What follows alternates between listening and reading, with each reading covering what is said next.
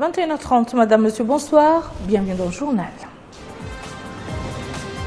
Le Conseil des ministres adopte entre autres projets de loi, celui permettant aux autorités de geler les avoirs de personnes ou entités terroristes.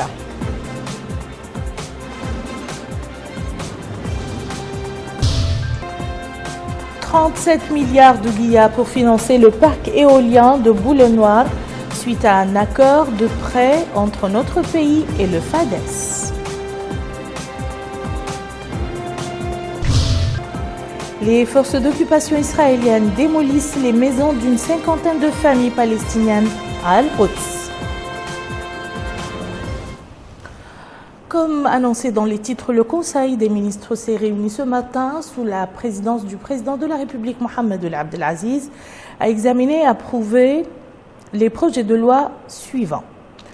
Projet de loi portant modification de certaines dispositions de la loi numéro 2010-035 du 22-07-2010 relative à la lutte contre le terrorisme.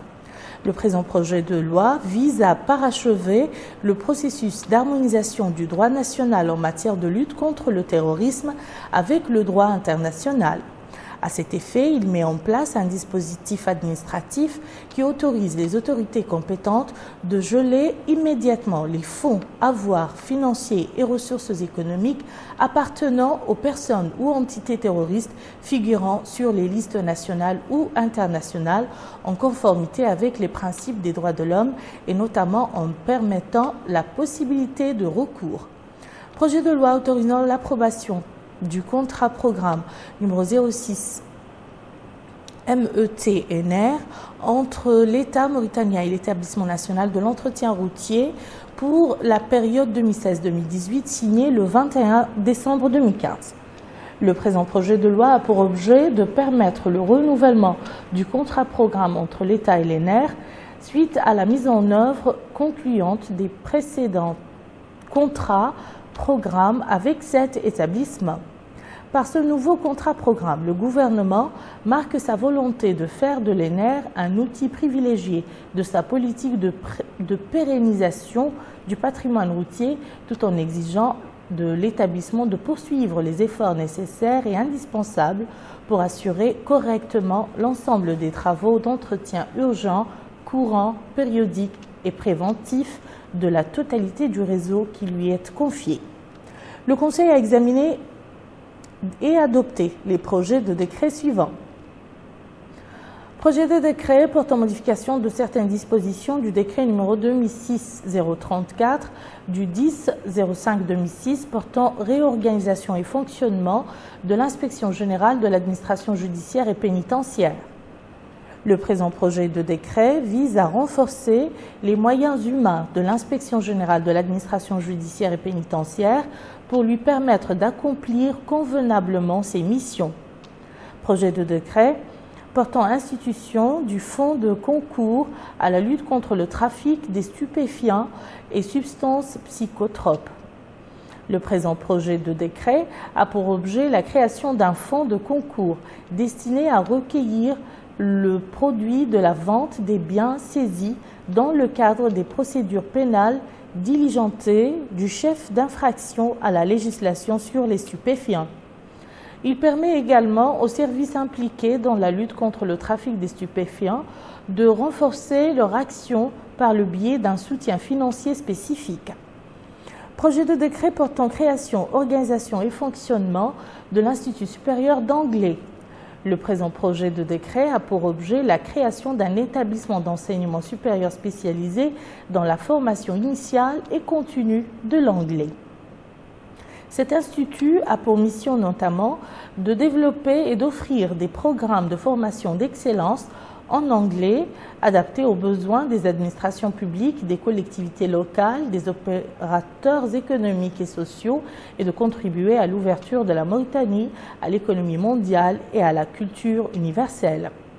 Projet de décret portant attribution provisoire d'une concession située dans la zone de l'ancien aéroport de Nouakchott au profit de la société Najah Major Works, société anonyme.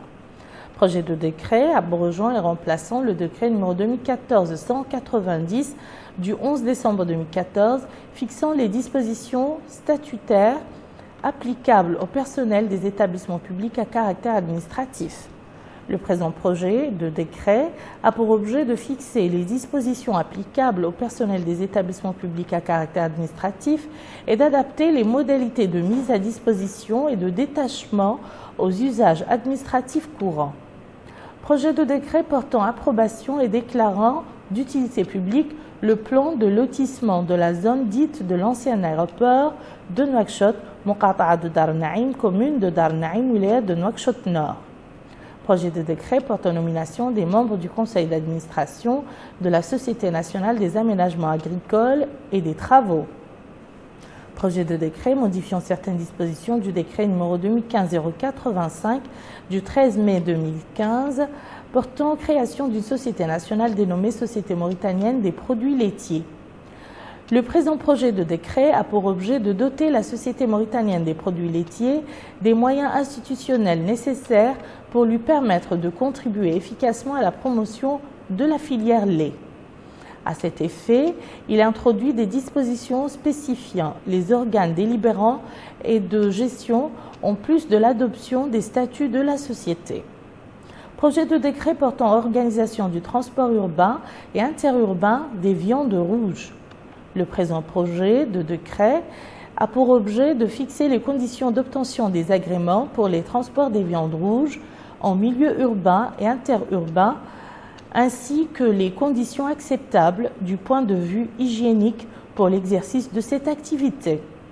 Ce faisant, il comble un vide juridique tout en prenant en compte les aspects sanitaires, professionnels et socio-économiques de la filière. Projet de décret abrogeant et remplaçant le décret numéro 2015-057 du 24 mars 2015, abrogeant et remplaçant le décret numéro 2003-027 du 24 mars 2003 portant création du Comité national de lutte contre le VIH-Sida, des comités régionaux de lutte contre le VIH-Sida. Le présent projet de décret intervient pour répondre aux engagements internationaux de notre pays, notamment en matière d'objectifs de développement durable, dont l'une des cibles consiste à mettre fin à l'épidémie du sida, de la tuberculose et du paludisme.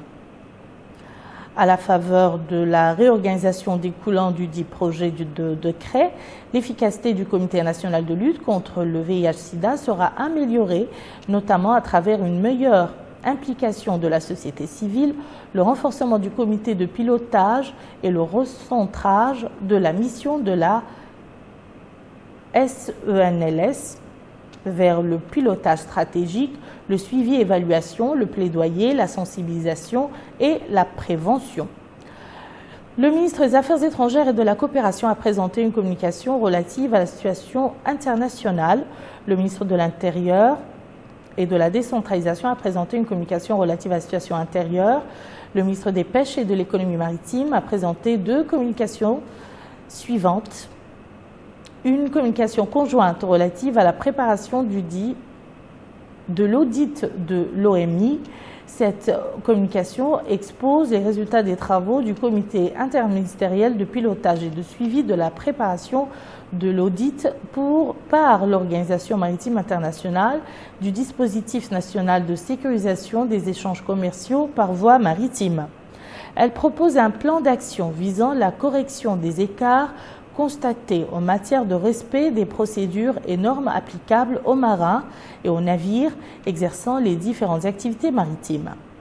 Une communication relative à l'adhésion à l'accord relatif aux mesures du ressort de l'État du port visant à prévenir, contrecarrer et éliminer la pêche illicite non déclarée et non réglementée adoptée par la conférence de l'Organisation des Nations Unies pour l'alimentation et l'agriculture FAO lors de sa 36e session tenue à Rome du 18 au 23 novembre 2009. Cette communication propose l'adhésion de notre pays à l'accord relatif au contrôle par l'État du port adapté par la conférence de la FAO de 2009 pour faire face aux menaces que la pêche illicite non déclarée et non réglementée fait peser sur la viabilité des pêcheries et sur la gestion et la conservation des ressources halieutiques et de la diversité biologique marine. Le ministre de l'Équipement et des Transports a présenté une communication relative à la gestion et à l'exploitation de l'aéroport international Oumou-Tounsi de Nouakchott. Cette communication a pour objet de déterminer le mode de gestion et d'exploitation de l'aéroport international de Nouakchott-Oumou-Tounsi dont la mise en service est prévue en juin 2016. Dans ce cadre, elle propose de favoriser le recours au mode de gestion basé sur le partenariat public-privé pour développer l'activité de l'aéroport et la hisser à un niveau permettant de générer les ressources nécessaires à une exploitation optimale et à une maintenance efficace de cette importante infrastructure. La ministre de la Culture, de l'Artisanat, a présenté une communication relative à la mise en place d'une fonction de conservateur national du patrimoine. Cette communication propose la mise en place d'une fonction de conservateur national du patrimoine qui aura pour tâche, entre autres, d'étudier et d'entretenir et de mettre en valeur des monuments, des archives, des sites et ou des œuvres d'art, et ce à l'aide d'un personnel qui sera formé à cet effet. Enfin, le Conseil a pris les mesures individuelles suivantes.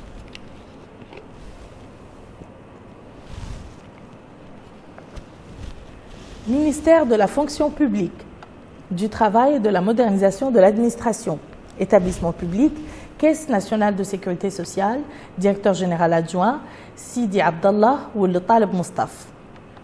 Ministère de l'Agriculture, cabinet du ministre, conseiller technique chargé de l'agriculture, Mohamed Mahmoud Oul-Sidine ou Abdi, précédemment directeur de l'aménagement rural. Inspection générale interne, inspecteur général, le Mustafa ou Wavi, ingénieur d'économie rurale, précédemment cadre au ministère. Administration centrale, direction de la pêcherie, direction de la recherche, de la formation et du conseil agricole, directeur Koulibaly Omar, précédemment directeur général de la SONADER. Directeur adjoint Ahmedou Di Yahya ou Sid El-Emin, précédemment délégué régional en Adrar. Direction de l'aménagement rural, directeur Sid Ahmed Lehbib ou le Cheikh El-Hussein, ingénieur d'économie rurale, précédemment cadre au ministère. Établissement public, Société nationale pour le développement rural, directeur général Issa ou Mohamed Talha, ingénieur agronome, précédemment cadre à la même société. Société nationale des aménagements agricoles et des travaux, directeur général Mohamed Mahmoud Yahya, précédemment directeur général adjoint des infrastructures au ministère de l'Équipement et des Transports. Ministère de l'Équipement et des Transports, administration centrale, direction de la programmation et de la coopération, directeur Hamoudi Oul Mohamed Sidi, précédemment directeur général de la SNAT. Les ministres des Relations avec le Parlement et la société civile, porte-parole du gouvernement et de l'habitat, de l'urbanisme et de l'aménagement du territoire ont tenu à la suite du Conseil des ministres un point de presse. Mohamed Lamine El-Cheikh a passé en revue les projets de loi et de décrets et les communications adoptées par le Conseil. Il a évoqué le projet de décret relatif au plan de lotissement de zone de l'ancien aéroport de Nouakchott qui renferme la Muqata'a de Dar Naïm et sa commune de Dar Naïm relevant de la wilaya de Nouakchott Nord. S'agissant de l'attribution des parcelles figurant dans ce plan, le ministre de l'Habitat, de l'Urbanisme et de l'Aménagement du Territoire, Sidi Ould Zeyn, a indiqué qu'elle se fera suivant des étapes qui débutent par la réalisation d'un plan de lotissement, suivi d'une attribution provisoire et la préparation de la concession définitive après 1 ou 2 mois du parachèvement et de la mise en exploitation du nouvel aéroport international de Nouakchott. Le ministre a enfin précisé que son département a veillé dans le nouveau plan de lotissement à garantir la fluidité du trafic routier par la réalisation de plusieurs artères traversant les Muqata'a de Tavraghzena, du Ksar et de Dar Naïm. Le bureau du Sénat a tenu ce soir une réunion présidée par son président Mohamed El Hassan Ould El Haj consacrée au mécanisme de gestion de cette chambre.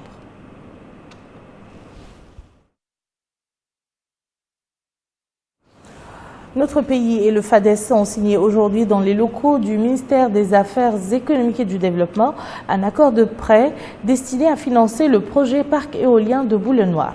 Le montant de ce prêt s'élève à plus de 37 milliards de guillas. Abdoul Adamaba. Ce prêt d'un montant de 35 millions de dinars koweïtiens, soit environ 37 milliards 166 500 000 ouguiyas, sera destiné au financement du projet parc éolien au niveau de Boulanoir, dont la capacité est de 10 MW. Ce projet va mettre à profit les atouts de la zone de Boulanoir en termes de vitesse et de stabilité des vents afin de générer de l'énergie électrique. Cet accord de prêt a été paraphé par le ministre des Affaires économiques et du Développement, Sid Ahmed Ouraïs, et le conseiller du Fonds arabe pour le développement économique et social, FADES. S'exprimant en marge de cette cérémonie, le ministre des Affaires économiques et du Développement a exprimé les remerciements du peuple et gouvernement mauritanien à l'endroit du FADES. Remerciements pour, dit-il, le niveau et la qualité de l'engagement du FADES auprès du pays en vue d'asseoir les bases d'un développement socio-économique durable. Quant au représentant du FADES, Mohamed Varaha, il a présenté ce projet avant de revenir sur ses différentes caractéristiques. Il faut rappeler que ce projet à terme vise la production d'énergie électrique à faible coût et dont l'excédent sera exporté vers le Mali et le Sénégal. Nouveau coup de filet de la police nationale, le commissariat de Taïrt 3 vient d'arrêter un groupe de malfaiteurs qui pratiquaient le vol sous la menace d'armes blanches. Aussitôt alertés, des citoyens victimes de vol se sont rendus dans ce commissariat pour récupérer leurs biens parmi la diversité d'objets subtilisés par les voleurs appréhendés. Arabi Adeda. Pas un jour ne passe sans que des citoyens ne se rendent dans un commissariat pour porter plainte pour un vol à domicile ou dans un commerce. Phénomène devenu courant dans une capitale. Cette femme est venue déclarer un vol commis dans sa maison. Elle déplore le vol de plusieurs portables et des faits personnels. Quant à cette autre femme, elle aussi victime de vol, est venue porter plainte contre X. Ces dangereux criminels ont été arrêtés par les éléments du commissariat Taïrt 3. Ils ont trouvé en leur possession un nombre impressionnant d'armes blanches qu'ils utilisent pour commettre leurs crimes. Un butin impressionnant a été saisi dans leur fief. Le commissaire de Taïrt 3, Ali Oulimam, nous a confié que la police ne ménage aucun effort pour retrouver les auteurs de vol. Dès qu'un citoyen porte plainte, une enquête est ouverte afin de pouvoir rendre justice le plus tôt possible aux victimes. Les victimes de vol au niveau des 3 wilayas de Nouakchott réclament plus de fermeté envers les criminels arrêtés. Cet homme appelle les autorités compétentes à plus de fermeté envers les malfaiteurs. Quant à cette femme, elle déplore le fait que les criminels soient relaxés selon elle rapidement. Elle affirme que dès qu'ils sont transférés vers les autorités concernées, après leur arrestation, ils sont libérés les jours qui suivent. Le directeur régional de la Sûreté nationale de la wilaya de Nouakchott Nord, le commissaire principal Mohamed Mahmoud El Hassan, affirme que la police ne ménage aucun effort pour appréhender les auteurs de vol et qu'ils organisent des patrouilles dans chaque quartier de la capitale. Il demande aux citoyens de vérifier par eux-mêmes. Quant à sa réponse concernant le manque de fermeté envers les criminels, il répond qu'il invite les citoyens à suivre par eux-mêmes le dossier. Chaque criminel est jugé et écope de la peine qu'il mérite. Et enfin, il rappelle que la police est à l'écoute des citoyens pour toute réclamation. L'arrestation de ces criminels signifie pour eux la fin de la recherche de l'enrichissement illicite sur le dos d'honnêtes citoyens. Chaque vol commis amène ses auteurs, la plupart du temps, en prison. Nous allons à présent nous rendre à Madrid où notre pays est présent à la foire Futura. Cette manifestation donne l'opportunité à notre pays de faire connaître la richesse de ses potentialités culturelles et touristiques et aux professionnels du secteur de lier des partenariats. Chers élèves. La Mauritanie participe à côté de 170 autres pays et de représentants de tour opérateurs de sociétés de transport et des professionnels du marketing touristique à cette foire Futura. C'est donc un rendez-vous où les professionnels du secteur s'activent à faire connaître la Mauritanie, son potentiel touristique et ses nombreuses opportunités d'investissement. Le pavillon mauritanien a connu une affluence notoire et a permis à ses visiteurs de découvrir la richesse et la diversité culturelle et touristique du pays et les nombreuses opportunités d'investissement qu'il offre dans un climat de stabilité et de sécurité. La Mauritanie y participe depuis quelques années. Nous avons essayé en le réussissant cette année d'évoluer dans notre type de participation dans ce salon. D'abord en changeant de contexte en termes d'établissement pour notre stand pour cette année. Ensuite en agrandissant aussi cette participation au maximum en termes d'espace et de visibilité. La Khaïma mauritanienne et l'hospitalité de ses habitants ont beaucoup été appréciées par les visiteurs qui ont également beaucoup admiré le potentiel touristique et la destination Mauritanie. Parlons à présent médecine avec cette initiative hautement humanitaire qui a permis à des parents et à leurs enfants de retrouver le sourire. Une équipe de cardiologues nationaux et étrangers ont en effet opéré plusieurs enfants qui souffraient de complications cardiaques. Aminata Khan. Hôpital Cheikh Zayed, nous sommes ici à l'aile dédiée au Centre national de cardiologie où des médecins étrangers et nationaux ont opéré depuis lundi gratuitement une douzaine d'enfants. Cette caravane humanitaire conduite par le professeur Li Mohamedou travaille en collaboration avec plusieurs partenaires. La mission humanitaire a redonné un grand espoir à cette maman qui peine à exprimer sa joie face à la réussite de l'opération de sa fille. Maïha, comme d'autres enfants, ont eu la chance d'être opérés sans prothèse. C'est une maladie de la valve mitrale et pour laquelle, le plus souvent, quand c'est évolué, on est obligé de changer la valve par une prothèse mécanique. Et à vie, il fallait qu'elle soit maintenue avec un traitement anticoagulant. Là, on est arrivé à faire une plastie, à reconstruire la valve et qui est devenue donc compétente et c'est la meilleure chose qui puisse lui arriver. Haïmouda Oula Ahmedou Salek, chirurgien spécialiste du cœur et des artères, a indiqué que cette mission travaille en collaboration avec le Centre national de cardiologie au niveau de l'hôpital Cheikh Zayed qui est doté de tout le matériel nécessaire. D'autres partenaires se sont exprimés, ils ont indiqué. Nous sommes très heureux d'être revenus pour pouvoir prendre en charge les enfants ici. On travaille beaucoup avec l'équipe ici locale, avec la Fondation mauritanienne du cœur bien sûr, et avec l'ensemble de l'équipe du Dr Khaled Oulboy, Hamaidi qui a été beaucoup au bloc opératoire et l'ensemble de l'équipe qui a beaucoup fait de progrès. On a vu, on est venu il y a 2 ans, on avait opéré 11 enfants. La communication, les nouveaux défis et spécificités, c'est le thème du colloque organisé par l'École nationale d'administration, de journalisme et de magistrature. Notre confrère Mohamed Mbaba Ouletchfaka, journaliste de la chaîne Al Jazeera, a présenté à cette occasion un exposé dans lequel il a évoqué la communication telle qu'apparue dans les années 90 à travers les sites électroniques et autres moteurs de recherche avant de se renforcer par la suite par l'intégration de la diffusion audiovisuelle par satellite et de l'informatique. Le conférencier a passé aussi en revue la nouvelle expérience de l'information en Mauritanie, insistant sur la nécessité pour cet espace de se débarrasser de plusieurs suffisances qui le caractérisent en se conformant à l'éthique et à la déontologie de la profession et à présenter des excuses en cas de faute. Il a appelé par ailleurs à trouver des mécanismes dynamiques de formation, de réhabilitation et la mise en place d'une charte d'honneur aux usagers du nouvel espace médiatique.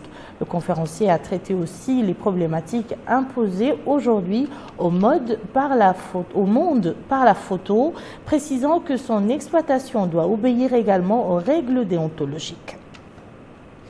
Nous clôturons ce journal par quelques nouvelles brèves de ce qui fait l'actualité en Russie, en Afghanistan et en Palestine avec Melika Nari. La politique israélienne d'annexion des territoires palestiniens bat son plein avec l'expropriation d'une 50aine de familles palestiniennes de leurs maisons et de leurs terres. Israël est en passe d'annexer 150 hectares de terres agricoles dans la vallée du Jourdain en Cisjordanie, ce qui représente la plus importante annexion depuis des années.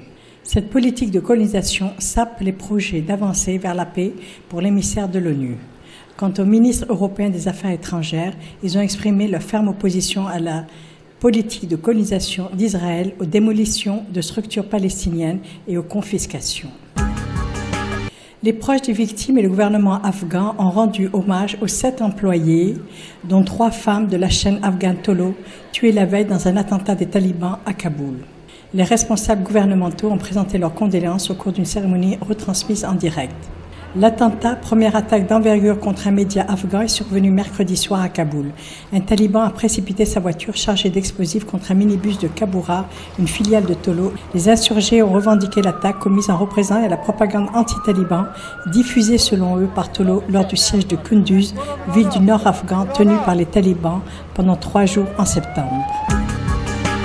Les conclusions d'un juge britannique impliquant l'État russe et les plus hautes autorités dans le meurtre en 2006 de l'ex-agent du KGB, Alexandre Litvinenko, ont déclenché une brouille entre Londres et le Kremlin. Dans le rapport de l'enquête publique, le magistrat instructeur Robert Owen dit avoir réuni des preuves établissant la responsabilité de l'État russe dans la mort de Litvinenko, empoisonné au polonium 210, une substance radioactive extrêmement toxique et quasiment indétectable. Moscou a aussitôt dénoncé cela comme étant une blague. Mais pour le Premier ministre britannique David Cameron, ce rapport confirme que ce meurtre a été commandité par un État. Et voilà qui met fin à ce journal. Tout de suite, le rappel des titres. Le Conseil des ministres adopte entre autres projets de loi, celui permettant aux autorités de geler les avoirs de personnes ou entités terroristes.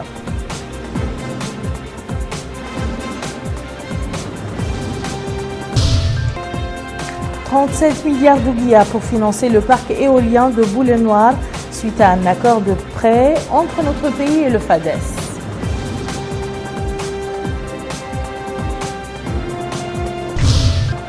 Les forces d'occupation israéliennes démolissent les maisons d'une 50aine de familles palestiniennes à Al-Quds. Merci, madame, monsieur, de nous avoir suivis. À demain. Bihawlillahi wa quwwati.